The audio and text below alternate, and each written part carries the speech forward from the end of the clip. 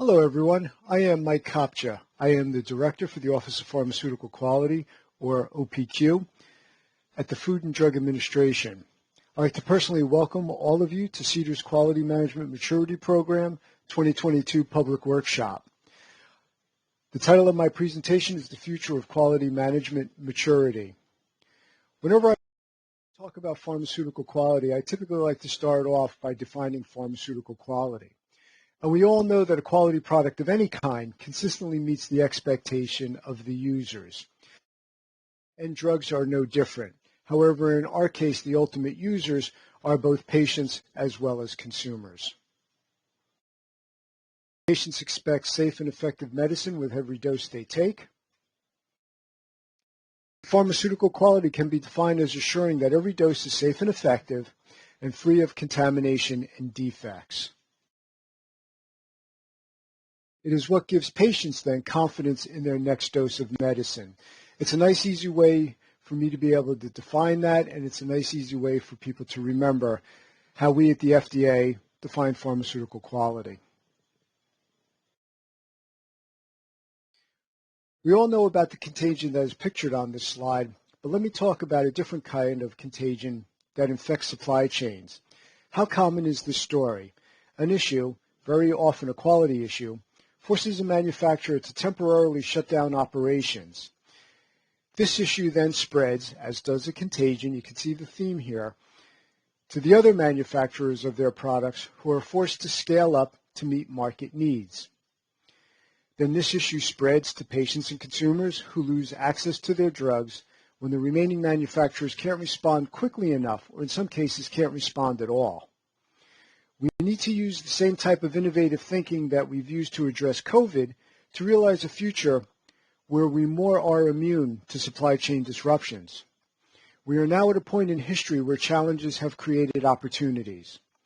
Challenges spur innovation, they drive us to be better and to stay better. White House's 100-day report on supply chain said, and this is a direct quote, "Three pillars of a secure and robust supply chain are quality, diversification, and redundancy." Drug shortages do unfortunately happen, and more than 60%, yes, you heard me right, 60% of drug shortages are historically attributed to quality-related issues. We have been challenged to develop a framework to measure and provide transparency into a facility's quality management maturity, or QMM. We need ratings that recognize and reward manufacturers for having mature quality systems that achieve sustainable compliance and focus on continual improvement. The bottom line is this: we need to incentivize improvements to the pharma manufacturing infrastructure that enhances the reliability of manufacturing and supply. Now, some have wondered if a QMM program falls within the FDA's mission, and I can say unequivocally that it does. Let me be clear, the FDA's mission is to protect and promote public health by helping to assure that safe, effective, quality drugs are available to patients. Drugs are not available to patients if they are in shortage. So what is QMM? In our definition, QMM is the state attained when drug manufacturers have consistent, reliable, and robust business processes to achieve quality objectives and promote continual improvement. The phrase I want to focus on here is business processes. QMM is not about product quality or process quality. QMM is about the business processes of a manufacturer and their ability to support long-term product and process quality. One can think of QMM as part of an array of quality. The FDA assesses drug product quality in applications, and we monitor pharmaceuticals in the U.S. market to ensure that each dose is safe and effective and free of contamination and defects, as I defined pharmaceutical quality earlier. This then gives patient confidence in every dose they take. Process quality is controlling manufacturing risks to provide a quality drug product from the raw materials to the finished packaged product. This is then what gives manufacturers confidence in every batch they release to the market. The FDA assesses process quality in applications, and we monitor and inspect facilities manufacturing for the U.S. market. Mature quality management, on the other hand, uses a performance and patient focus to identify areas of improvement and then implement these changes accordingly. This is what gives manufacturers confidence that every batch they make will be acceptable to release to the market now or in years from now. Quality management then is an expectation in international guidelines, but it becomes the responsibility which falls or rests with the manufacturer. Though it has a fairly simple definition, it is important to understand that quality management maturity, or QMM, is not just one thing. It's an umbrella concept, and there are many elements that fall under it as depicted in this diagram. For example, quality metrics are a key aspect of a mature quality system within the pharmaceutical companies. They need this for data-driven approaches to reduce quality issues and drive continual improvement. However, QMM is about much more than any one of these elements. Let me pause because there's a point I want to emphasize. I have seen many get wrong in the conversations that they've had and in press articles about our QMM program. Quality management maturity ratings and quality metrics are not the same thing. They are related, but they are not the same thing. I can't stress that enough because people are assuming they both mean the same thing and one is easily translatable into the other. Quality metrics will be just one variable that informs quality management maturity ratings, as I showed in the previous slide. Studies have shown that the effective use of quality metrics is one characteristic of robust site QMM. However, as the underlying science has evolved, there has been a shift to a more holistic approach that integrates metrics with other behaviors and attributes of effective pharmaceutical quality systems, or PQS. This is, there is now a long history of benchmarking quality culture by the University of St. Gallen, the Parenteral Drug Association, or PDA, and by Dun & Bradstreet. Scientists have shown that sites with more mature PQSs, or pharmaceutical quality systems, are better able to anticipate and resist supply chain disruptions. These findings support the hypothesis that a high degree of QMM has a positive impact across an organization. The FDA has formed a cross-functional team to facilitate the development of a QMM program. One of the key things we did was to execute 2 QMM pilot programs, one for domestic finished dosage form sites and one for foreign active pharmaceutical ingredient sites.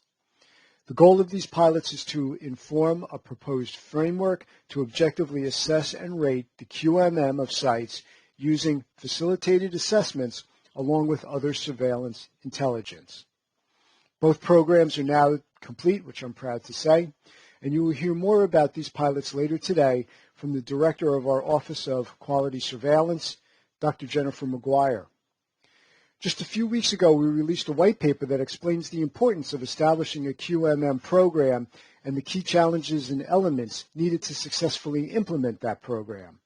We will continue to engage with stakeholders as we build this innovative QMM program. Part of our engagement in this workshop is to be able to do that, so thank you for joining us and participating. We also hope to hold an advisory committee on QMM at a later date. I want to set your expectations for what the FDA will discuss at this workshop. You will hear about our vision, how it fits in the regulatory paradigm, and the completed pilot programs. What you won't hear about are about specific details of QMM ratings or how the program will be deployed. And the reason why you won't hear about these things is because we want to use the discussions at this workshop, among other stakeholder engagements, to inform their development. As mentioned, our recently released white paper includes key challenges for the FDA in our goal to create a QMM program. I will quickly run through these challenges, but I encourage you to read the white paper for more detail. The first identified challenge will be clearly defining the scope and meaning of QMM ratings. It will need to be clear to stakeholders that ratings reflect the QMM at a manufacturing site and not related to the quality of the product or the process used to make them. A high QMM rating will mean that the site has a history of quality management that goes above meeting minimum regulatory thresholds. The second challenge will be convincing purchasers to consider QMM in decision making. It may be necessary for us to explain the value of using QMM ratings in purchasing decisions to those stakeholders who do not regularly consider quality management when making those decisions. You will have an opportunity to hear from purchasers later in this workshop. The next challenge is that we will need to clearly separate QMM appraisals from regulatory compliance. QMM assessments and ratings need to be surveillance functions, separate from determining compliance with regulatory standards. Compliance is a prerequisite, though, for receiving a QMM rating in the first place. Another challenge is that we'll need to rely on purchasers to understand their supply chain. QMM ratings based on manufacturing sites are of limited value if purchasers do not have insight into the specific facilities manufacturing the drugs or components they intend to purchase. We will need to have faith that the market will reward products from facilities with higher QMM.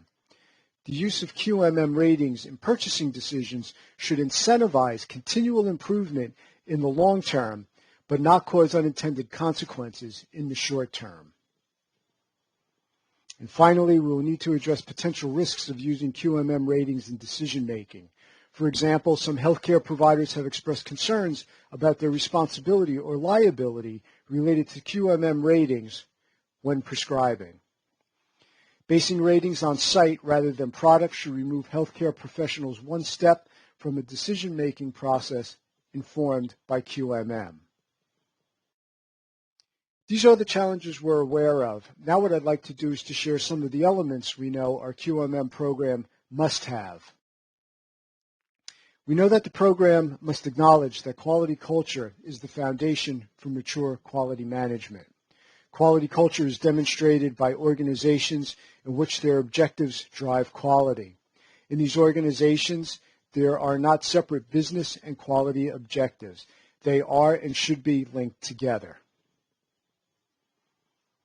A QMM assessment tool must be objective and consistent across manufacturing sites and agnostic to the product or size of operations.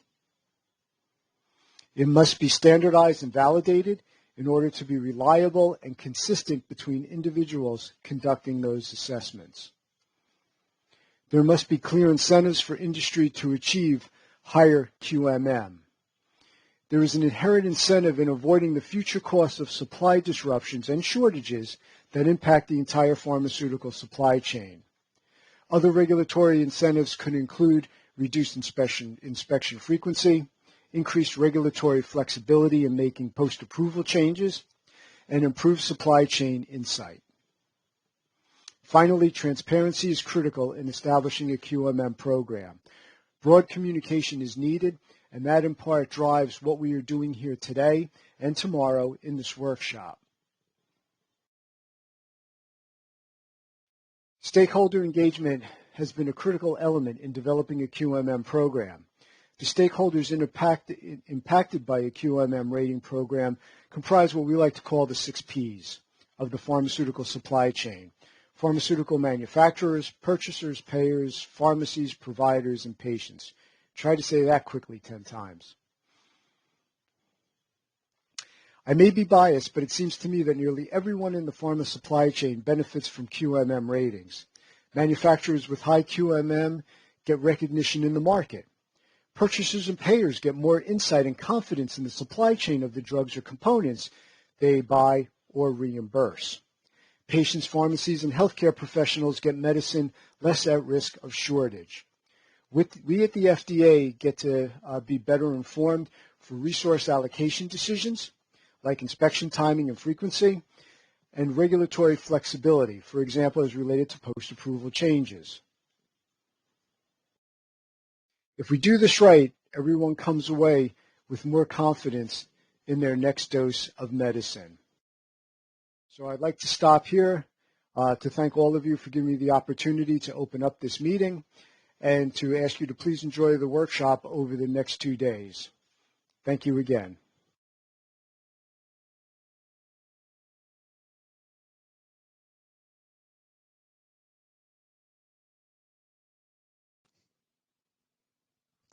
Thank you, Dr. Kopcha, for that very informative presentation. We will now hear from Valerie Jensen, Associate Director of CDER's Drug Shortages Staff. She was one of the initial developers of FDA's drug shortage program and was named Associate Director in 2012. And then we will hear from Ashley Boehm, who has served as the Director of the Office of Policy for Pharmaceutical Quality, or OPPQ, within OPQ since 2015. Ms. Boehm joined FDA in 1993 and spent nearly 20 years in the Office of Device Evaluation in FDA's Center for Devices and Radiological Health as a scientific reviewer and finally as Associate Director for Regulations and Guidance. Let's now turn our attention over to our speakers.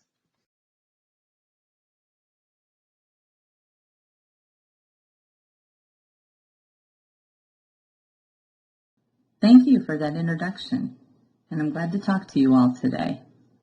So I'll be talking about our CDER roles and responsibilities with regards to shortages, and I'll give an overview of the historical shortage landscape as well as our current challenges, and also I'll talk about some of the enduring solutions for the drug shortage problem. So first of all, our drug shortage program began in 1999.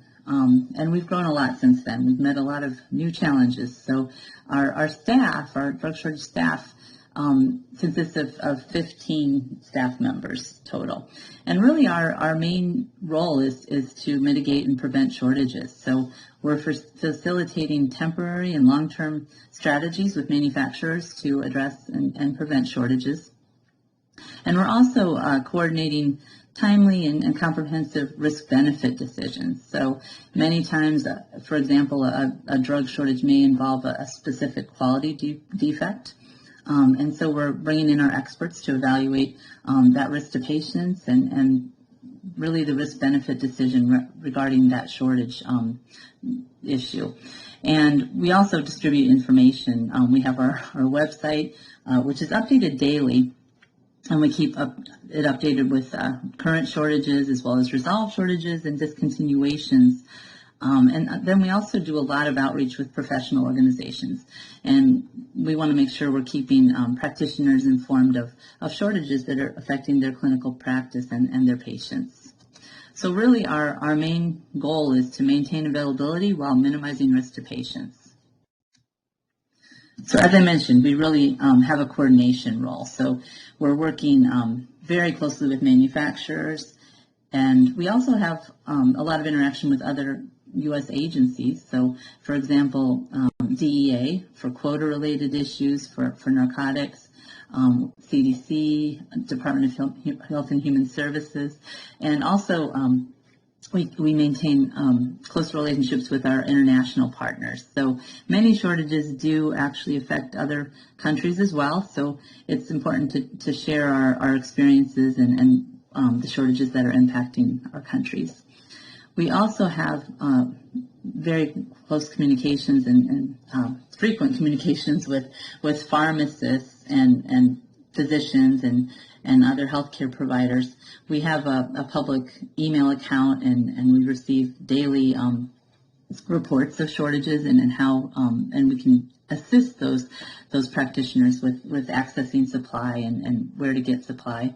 And it also helps us to hear what the impact is to a hospital or to patients due to a particular shortage. And as I mentioned previously, also professional organizations and other stakeholders.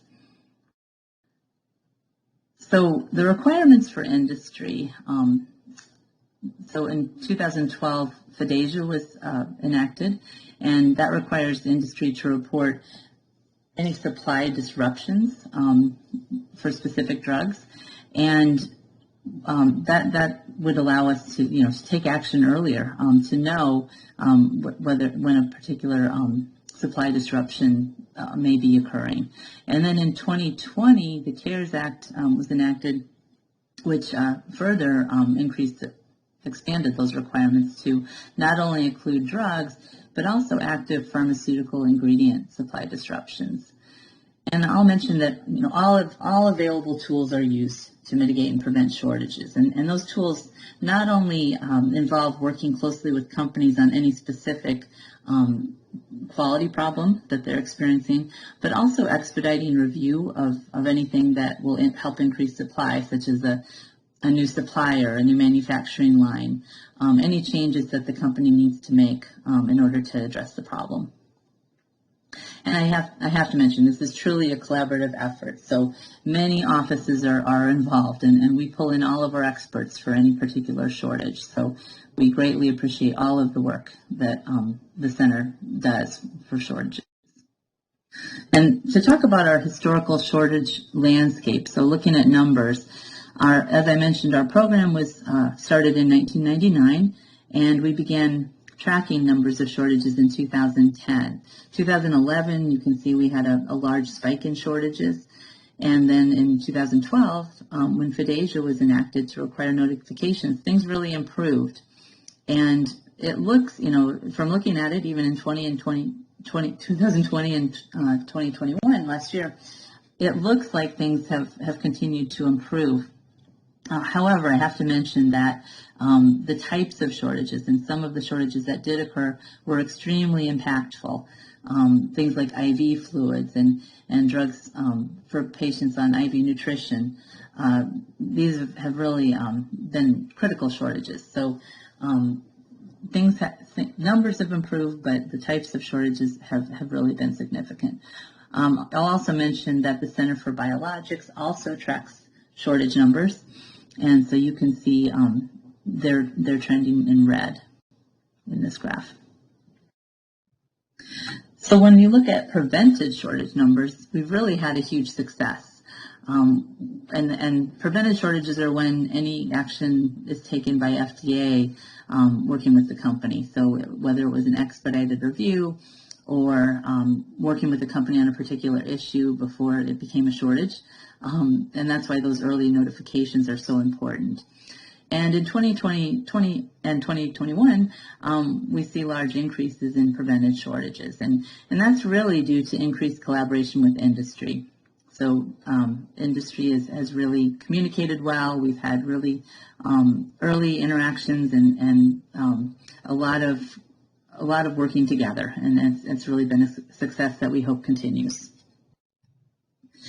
The ongoing shortages are something we take very seriously. We continue to look really closely at those. So these are shortages that occurred and carried over into the following year.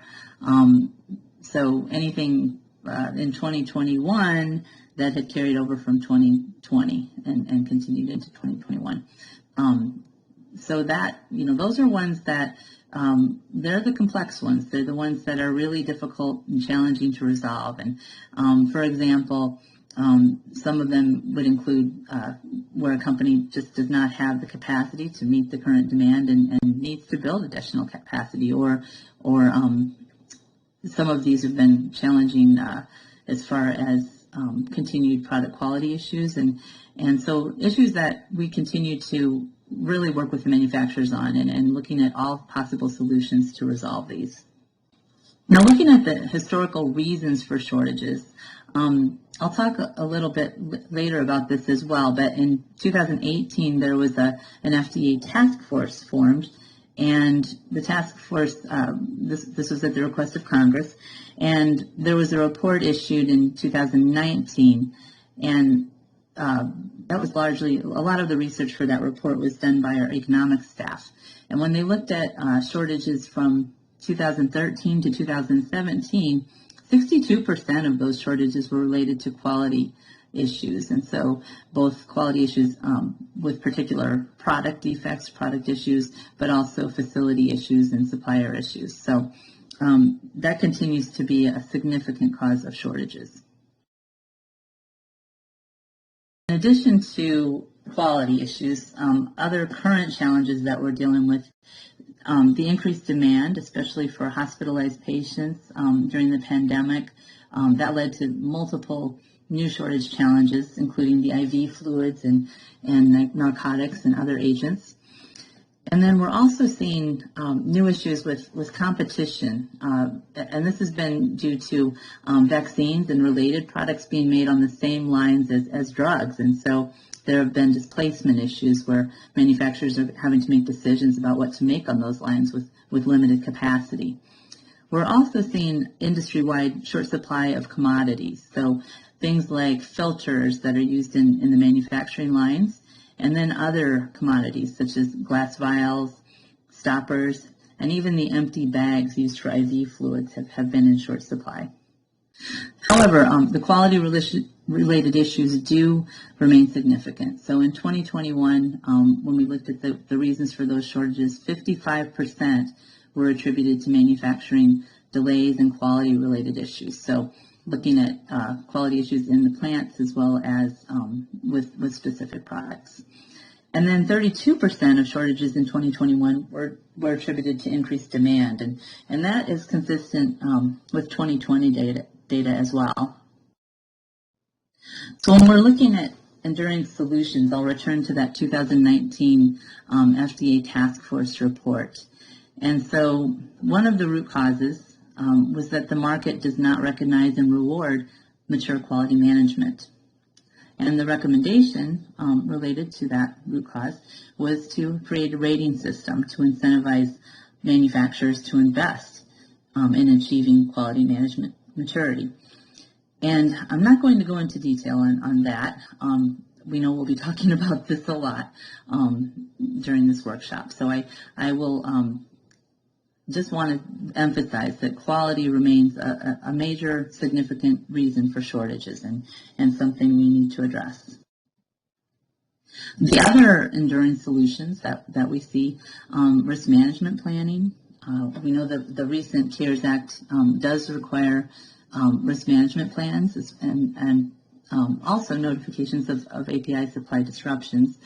And we will be issuing guidance soon on risk management plans. That's coming soon. And then we also want to emphasize that communication continues to be key.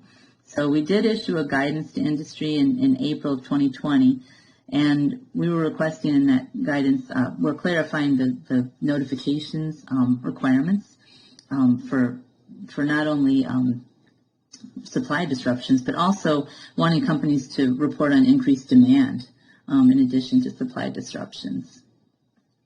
And then we know it's extremely important to just continue to have that ongoing collaboration, industry and with outside stakeholders, and just continuing that dialogue and trading information and communication. So I want to say that absolutely no one can do this alone, and we really appreciate the collaboration with all stakeholders, and we want to continue to work together. And this is really all about the lives of patients and keeping medications available. So thank you. I will stop there, and we'll look forward to questions. Thank you. Good afternoon. My name is Ashley Bohm, and I'm the Director of the Office of Policy for Pharmaceutical Quality here in OPQ. The title of my talk today is QMM, Quality Metrics, and ICH Q12. Do they complement each other? I'm happy to give you the short answer, which is yes. These are complementary initiatives that contribute to our vision for quality. Now let me tell you more about why I say this. There have been a number of quality initiatives that OPQ colleagues and I have discussed at conferences and in white papers over the last several years. One question we sometimes receive is how they all relate to each other. The simple answer is that they all contribute to FDA's vision for the pharmaceutical industry, in which there is a quality drug product and a robust supply of that quality product, and manufacturers that have an efficient way to make changes over time to support continuous improvement. As we consider how these initiatives work together, let's start at the end. What would achieving that vision look like? Optimally, pharmaceutical firms would have the information needed to enable informed business decisions. They would have improved business agility to react to changing markets and patient needs. And they would achieve supply resilience so that drugs are available when patients need them and avoid spending time and money on recalls and quality problems. And all of this would ideally happen while operating under smarter regulatory oversight from FDA. Now that we've described the end, let's go back to the beginning. Getting to those goals starts with compliance. By FD&C compliance, we mean compliance with CGMP, or Good Manufacturing Practice, which means the regulations in Part 211 for finished drug products and following the recommendations in ICH Q7 for APIs. Meeting those minimum expectations set out in CGMP provides a foundation, or you might say the roots, for more mature quality management.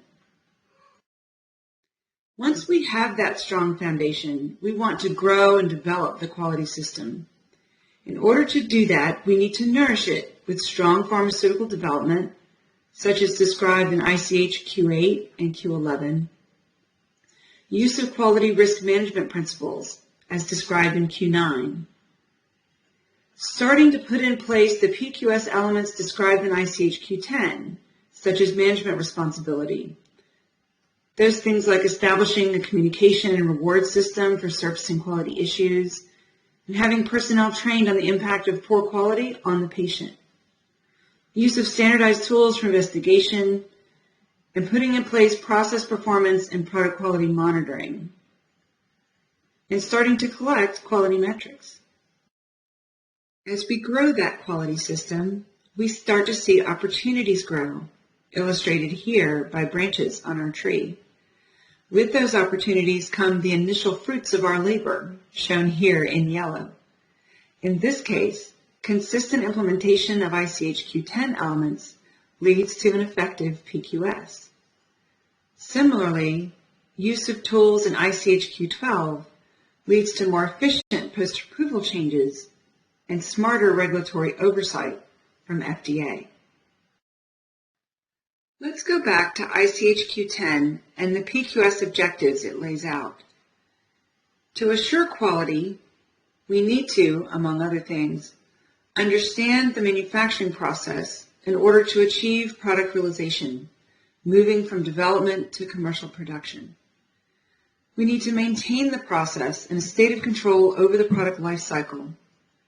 We need to implement an appropriate control strategy, and in doing so, understand sources of variation and evaluate available information and implement improvements when appropriate. ICH Q10 describes a number of opportunities that an effective PQS provides, including enabling risk-based approaches for regulatory inspections, facilitating science-based pharmaceutical quality assessment, enabling innovative approaches to process validation, and establishing real-time release mechanisms. It also can optimize use of Q12 tools. ICH Q12 is very clear that an effective PQS is needed to support the use of ICH Q12 tools, such as established conditions. These are the elements of the control strategy that are necessary to assure product quality. As such, when changed, they require submission to the regulator, in this case FDA. This also means that elements of the control strategy that are not established conditions can be changed under the oversight of the PQS, but without the need for a submission. Similarly, post-approval change management plans, which are also called comparability protocols in the U.S., can provide predictability for planned future CMC changes. PACMPs, as they are known, provide an opportunity to gain alignment with FDA on how future changes will be managed, and in many cases, using a reduced reporting category from what would ordinarily be expected by following existing post-approval change guidance. These plans can be used for a one-time change or to make the same change over time or even over multiple products. In the context of ICH Q12, and in particular with respect to established conditions, An effective PQS provides confidence in the proposed established conditions put forward by the applicant. An effective PQS ensures that ECs can be implemented as intended and provide for a feasible and robust control strategy. It also provides reassurance that there will be competent quality oversight of the process and, over time, consideration of all relevant data. All relevant data includes that at the manufacturing facility from operations over the life cycle. For example, contextual and factual data integrity. One of the important principles of ICH Q12 is that the underlying assumptions and information used to determine established conditions at the outset need to be periodically re-examined by the firm to take into account any updated understanding of risk. In other words, ECs require care and maintenance over the entire product lifecycle. Let's compare ICH Q10 and Q12 over the stages of the lifecycle.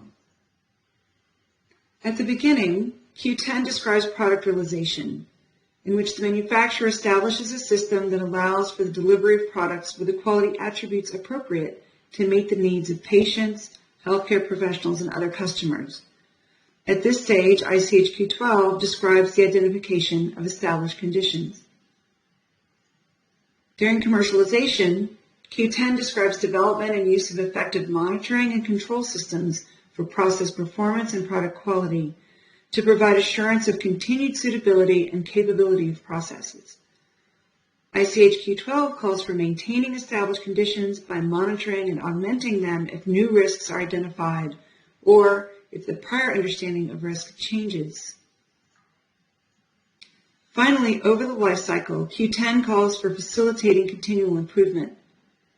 Established conditions can be revised and even reduced as experience and knowledge are gained, thereby facilitating more efficient continual improvement. So in sum, the Q12 EC lifecycle evolution aligns very nicely with the product lifecycle PQS objectives outlined in Q10.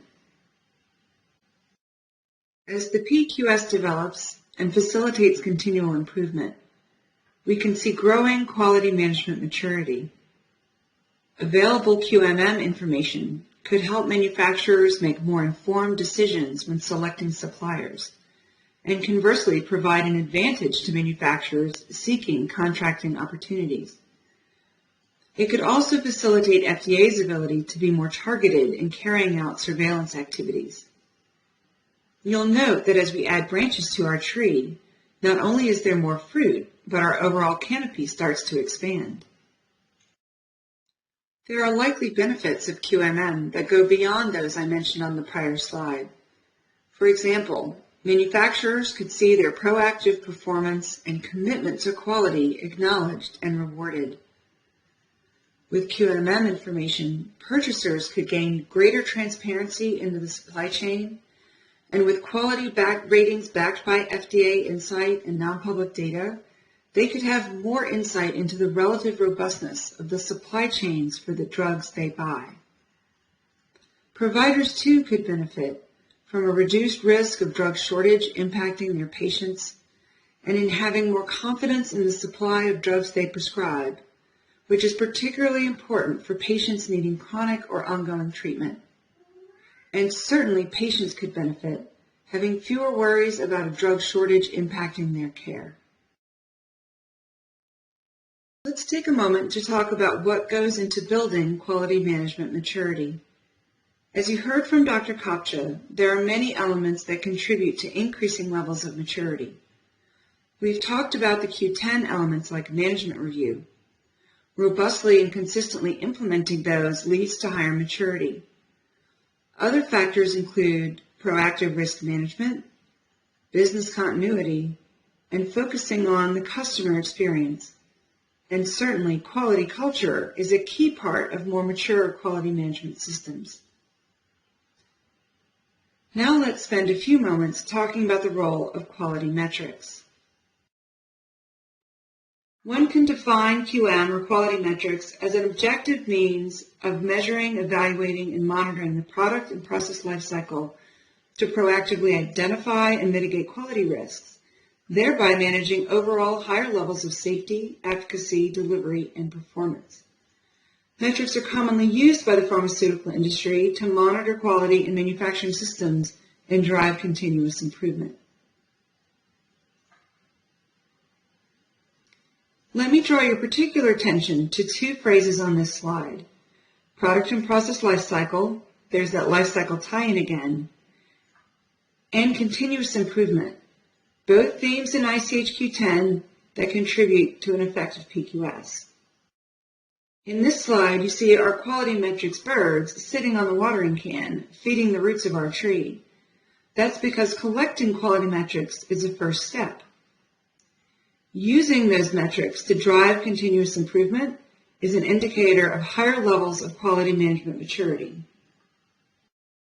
But wait, there's more to the relationship between ICH Q12 and QMM and quality metrics. When quality metrics are used to identify needed improvements, and then ICH Q12 tools are used to manage post-approval changes, you get more efficient implementation of process improvements, which contributes to higher levels of QMM. And in turn, higher QMM supports FDA's comfort when increased regulatory flexibility is proposed by applicants through proposed established conditions. Last, but certainly not least, consider advanced manufacturing. New technologies such as advanced manufacturing offer opportunities for enhanced control and agility in manufacturing, both in scale-up and in daily operations. While use of advanced manufacturing is not required, techniques such as continuous manufacturing with online monitoring can support a performance-based approach to established conditions, which can reduce the overall number of established conditions and again facilitate post-approval changes and continual improvement.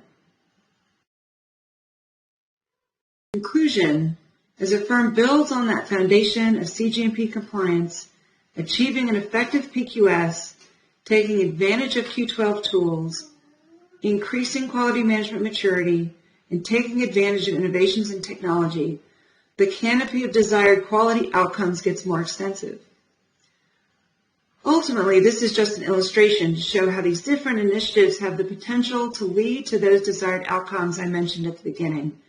Supply resilience with a quality product available to patients and consumers, achieved through better decision-making by manufacturers and with greater business agility. And all of this achieved through not more regulatory oversight, but instead smarter, science, and risk-based regulatory oversight. Thank you so much, and I look forward to the discussion.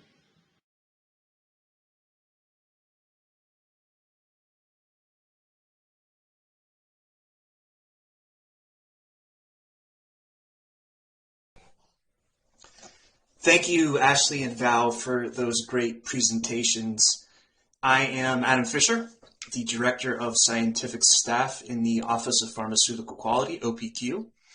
I will be moderating our first panel session, our first panel discussion, as it were, here today. If you do have any questions for our speakers to fuel our discussion, please put them in the Q&A pod that you see on your screen.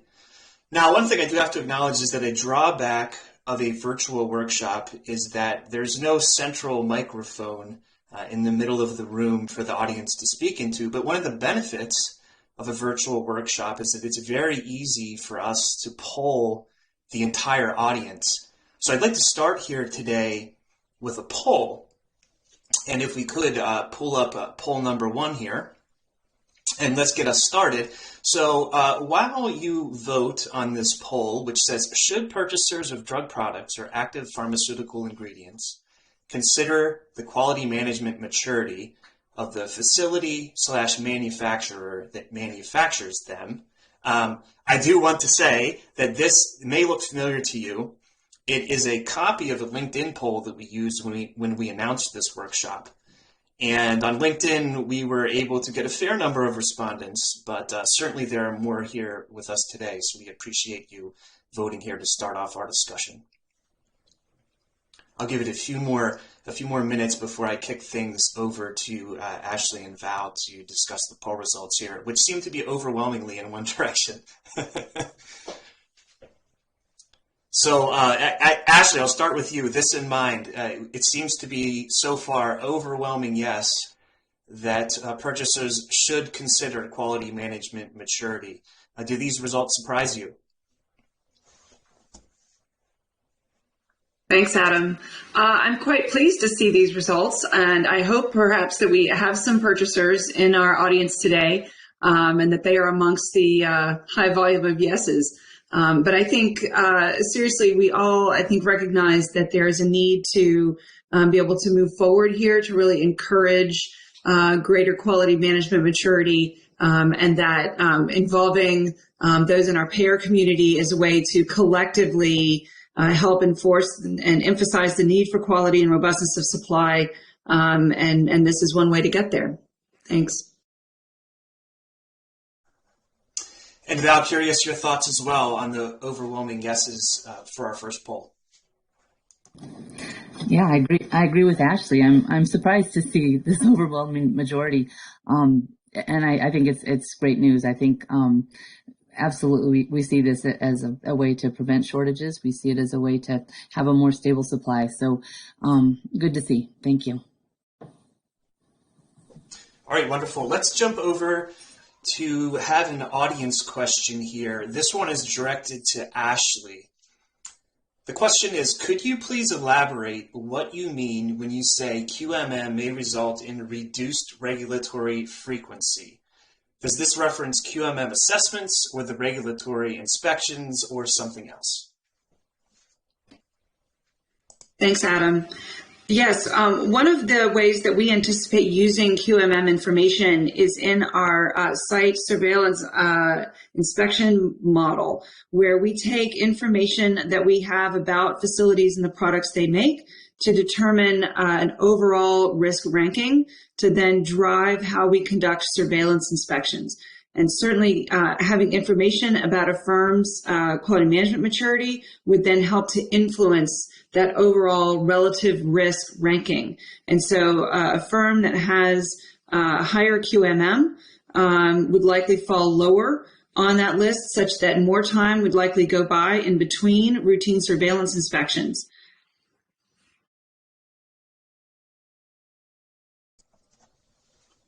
Thank you for addressing that question, Ashley. We have another question that's come in for Val.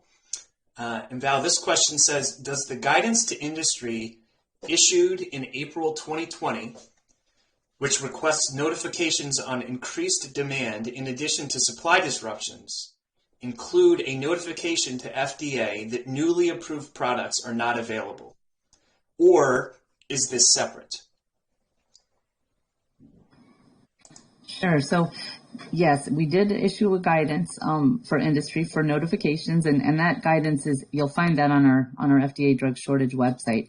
And it really does go into detail about the types of notifications that we want and how we'd like them, what we'd like included with those notifications. And it's really helped improve the types of notifications that we do get. So it does include that we would like, in addition to supply disruption notifications, we would also like increased demand notifications. Especially during the pandemic, we've seen many drugs go into shortage or have a risk of shortage due to higher use for hospitalized patients, especially in 2020. And as far as brand new drugs or new launches, so once a new product is launched, it's on our radar. So we're watching supplies, and of course those companies making the newly launched products would be required under the notification guidance under the requirements to notify us of any supply disruptions. So those are tracked as well. Thank you. Thank you, Val. To follow on that question, I have a question for Ashley. A lot of what Val said reminds me of the risk management plans and the risk management plan guidance. I'm wondering if you could speak to that. Yes, thanks, Adam. And I'm happy to note that in the short window between when Val put together her presentation and today's workshop, I'm happy to say that the draft risk management plans guidance has posted and encourage you all to read it. It is in draft and we are accepting comments to our public docket. The guidance talks about, in terms of the statutory provision, who's required to develop, implement, and maintain risk management plans.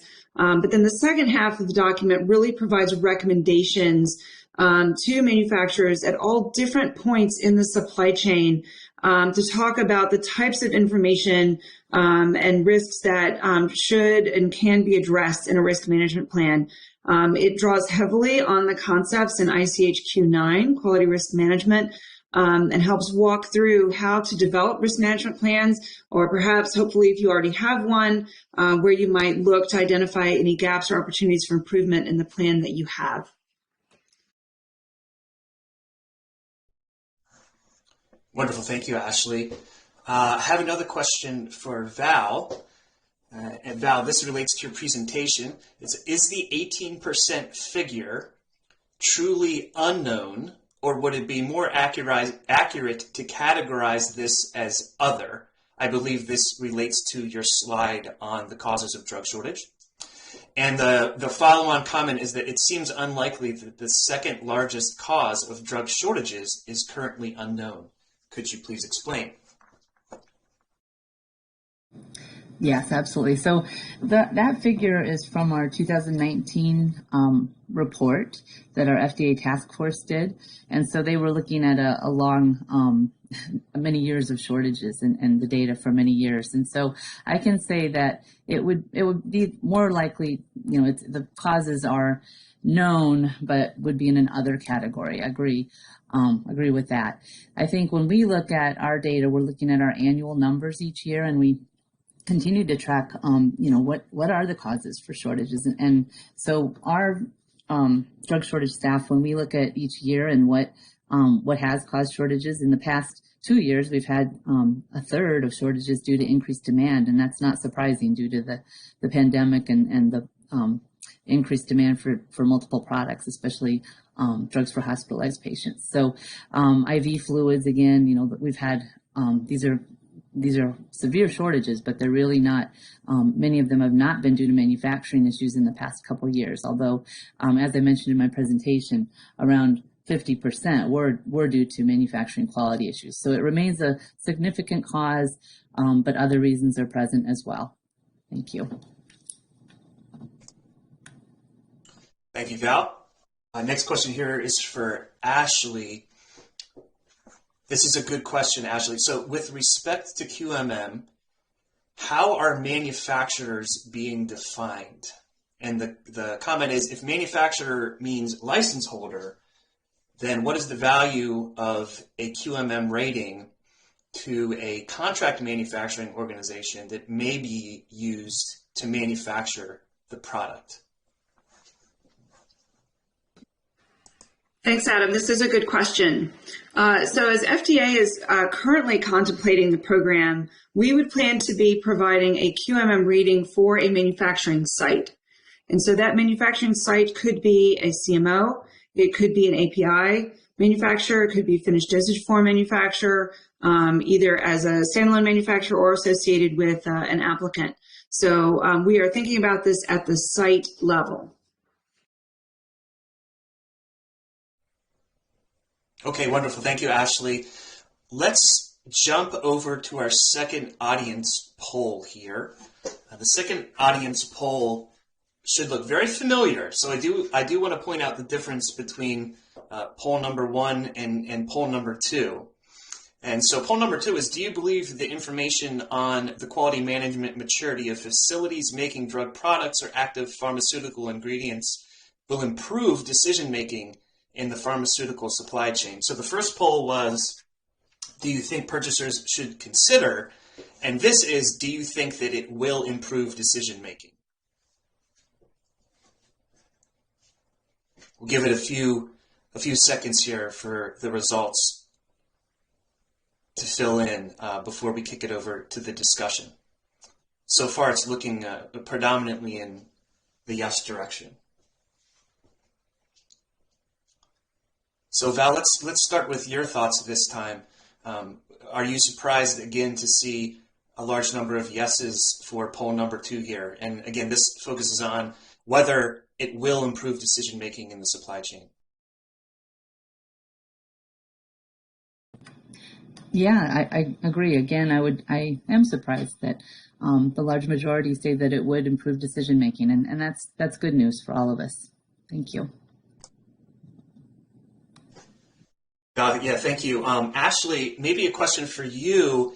It does appear that there are more no's on poll number 2 than on poll number 1, although certainly it looks to be predominantly yeses, which would somewhat imply that the audience thinks that purchasers should use them, but sort of doubts that it will improve the decision making.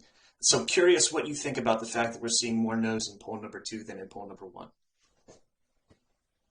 Thanks, Adam. Yeah, I think this is generally reflective of some of the feedback we've received when talking with some stakeholders in the payer community. We've heard from some folks who say, yes, they already use information that at least is publicly available about particular manufacturing sites involved in making the drugs that they purchase. And they try to crib together what they can from what's publicly available. We've heard from some folks that they would like to have information available to use in their decision making. And we've heard from a few folks who said, we don't use this now, not sure whether we would or not going forward. And so I think as we at FDA consider this program, feedback from those of you in this type of workshop and from other stakeholders will be critical because we really want to make sure that we avoid any unintended consequences and really drive towards that desired end game, which is that quality and more robust supply is rewarded. So I think the poll here is pretty indicative of what we've heard to date, and I'm hopeful that as the program is developed, as we continue to gain stakeholder input and have additional engagement, that how the program works will be well understood, and then folks will find that information useful and then use that to help drive their purchasing decisions.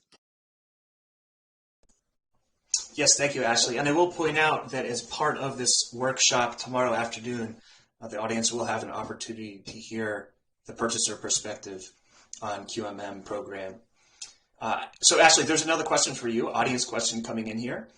And this relates to sort of the global regulatory requirements. So the question is, for post-approval changes, one change can take 3 to 5 years for global approval. FDA is leading many great initiatives with respect to facilitating innovation and reducing drug shortages. However, for a company to improve at the speed of new knowledge gained, the current global complexity avoids timely implementation of such knowledge. Could you elaborate on global initiatives that help companies that want to continually improve to ensure supply and their PQS? Yes, thank you, Adam. I really appreciate this question because not only FDA's work, but FDA's work in the context of ICH to help see the implementation of Q12 happen globally will be a really important step towards addressing those very real problems that our questioner has posed to us. This was one of the driving reasons to develop ICH Q12 in the first place. And so as we start to see regulators implement the Q12 tools, in particular established conditions around the globe, we think that will really help manufacturers, particularly those with effective PQSs and higher levels of management maturity, have the flexibility to make changes as they gain that new knowledge. So to be more responsive to the knowledge they gain and to do that with only the minimum level of regulatory oversight needed. And so, we are working very diligently with our other regulatory partners around the world within the ICH Q12 implementation working group and with our industry partners to develop additional training materials, case studies to help folks understand how to use some of these tools to their fullest advantage. Thank you. And a timely question I'd add, because a contingent from our office is currently in Athens, Greece, discussing global harmonization with ICH. So perfect timing for that question. We do have an audience question for Val, and this sort of relates to one that we asked already, but slightly different. So this one asks, are there specific requirements or procedures for the notification of supply chain to the FDA? For example, are there specific FDA guidance documents to consider?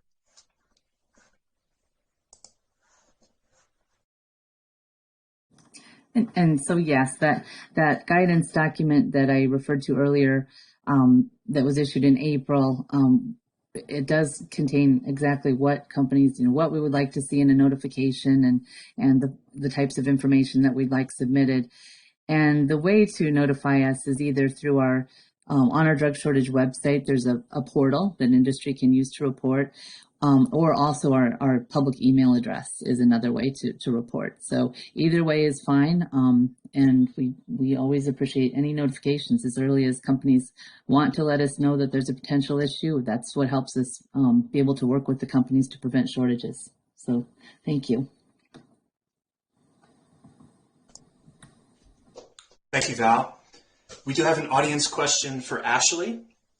This also relates to international harmonization. It says, is the expectation that in addition to integration of ICH Q10 and Q12, integration of ICH Q9 is a guide for improvement? Yes, absolutely is the answer to that. And not only is integration of Q9 important, but bouncing off your comment about the ICH meeting going on in Greece, one of the topics that is being worked on at that meeting is some additions and updates to the ICH Q9 guidance. And so those updates and the updated Q9 will, I think, provide even additional information and guidance to manufacturers. So absolutely, Q9 is an important part of this.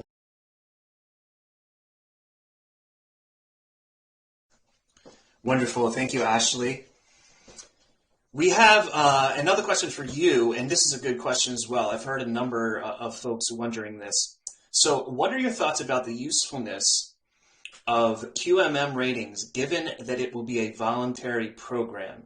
It will potentially take a long time to get many sites into the program. If program ratings were made public, do you think there would be a sufficient number of sites with ratings to be meaningful for stakeholders? Thanks, Adam.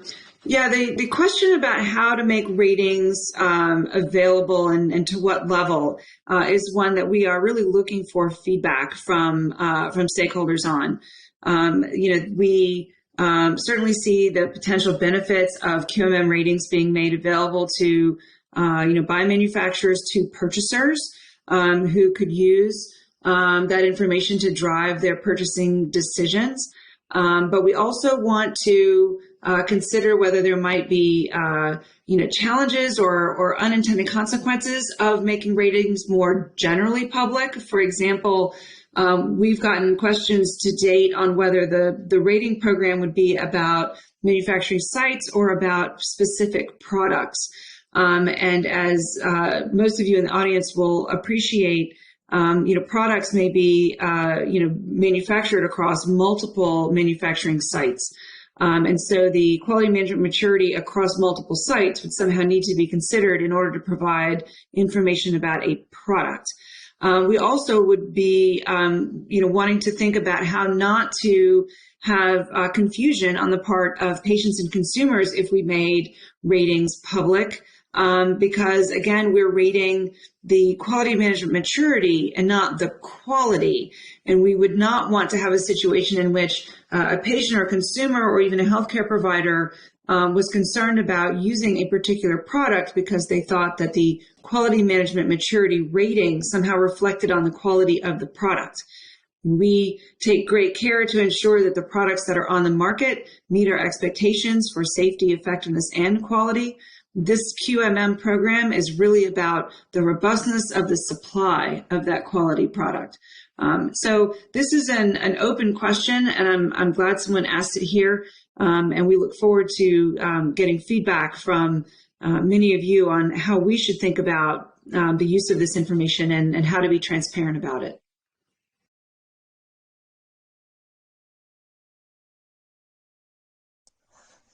Thank you for that answer, Ashley. We do have a question for Val, and this was about the idea of beginning QMM ratings on sites that have a history of drug shortage. What are your thoughts on that?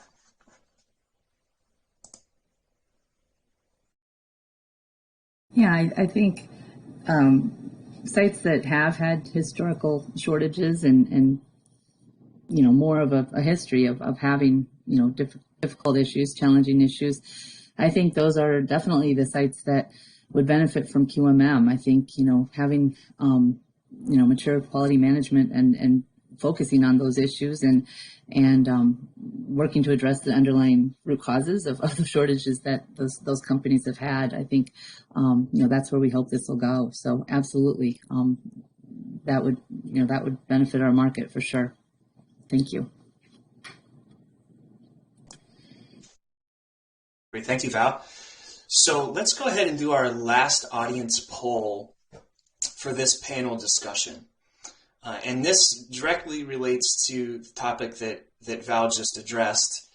And so the question is, do you believe that giving purchasers information on the quality management maturity of facilities making drug products or active pharmaceutical ingredients will reduce drug shortages in the long term?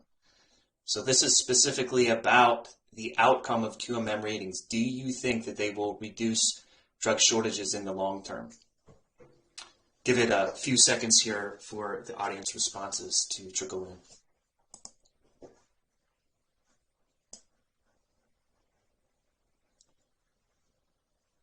This one looks like a closer battle. Looks like the yeses are still out ahead.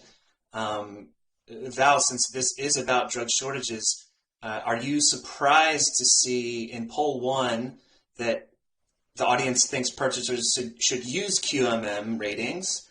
In poll 2, the audience believes that it will improve decision making, but in poll number 3, there seems to be a little bit of a split as to whether they think that improved decision making will actually reduce drug shortages in the long term. I'm curious your thoughts. Yeah, I think, I'm much more optimistic than this. I think I would see this as, this is an effort that I believe will reduce drug shortages in the long term. But yeah, a little surprised to see that the audience is split on this. Thank you, though. And Ashley, curious to hear from you. Obviously, a big benefit of quality management maturity ratings is this drive to reduce drug shortages in the long term. But there are other benefits to QMM ratings beyond drug shortage. I think you mentioned some better informed surveillance and so on. But could you emphasize some of those for the audience here as well? Sure, thanks, Adam. And I'll also offer, I think that partly what we see in this poll is perhaps a reflection on the fact that, a QMM program, I do think, has the ability to move the needle. I don't think it is the silver bullet, the only answer that's needed to this challenging topic, and that it will take some time as we implement a program, as manufacturers start to participate, ratings become available. And hopefully then purchasers see how important this information can be to help drive their decision making. But it won't be instantaneous. But I do think it will move the needle over time. But yes, there are other benefits to QMM. Certainly there can be other benefits to the manufacturer who strives to improve their quality management maturity. We can see, fewer recalls, fewer quality problems, even those that don't necessarily lead to a disruption. Quality problems, equipment failing, recalls, those are all associated with time and money, neither of which I think manufacturers want to spend when they don't have to. Also, the opportunities for regulatory flexibility in making post-approval changes and reduced frequency of surveillance inspections. all things that can be benefits to QMM to help drive more efficient and effective pharmaceutical manufacturing. Thanks. Thank you, Ashley. And we have a great audience question for you as well here. This is about leading versus lagging indicators. So the question is quality metrics remain a reflection of past achievements? Shouldn't we find a methodology to transform lagging data into the leading indicators that reflect the maturity of the organization? Thanks, Adam. And I would say yes is the answer to that question. And so I'll refer folks back to the umbrella slide that you saw from both me and from Dr. Kopcha, and that quality management maturity is made up of a number of pieces of information. And so you'll hear in our next session about, assessments of a particular site and QMM assessments. But that's just one piece. And so we envision that, for example, quality metrics will also be information that is then contributing to not only an initial rating, but how we look at whether a firm should maintain that rating or that rating should change over time. And there are opportunities within the collection and use of quality metrics data to then focus on leading indicators like on time in full or like process capability, as a way to not just be looking at past performance, but also current and ongoing performance, and hopefully being able to then predict performance looking forward. So it really is a collection of multiple pieces of information that would drive an overall QMM rating. Thank you, Ashley. And we have to wrap up our panel discussion, but I do want to thank Ashley, Val, also OPQ Director Mike Kopcha for giving great presentations this afternoon. We will now take a 15-minute break and then reconvene for session number 2, which is on the FDA's QMM pilot programs. And you'll want to stick around for this one. This is the first time that the FDA has spoken about these QMM pilot programs. So we'll see you in just a bit.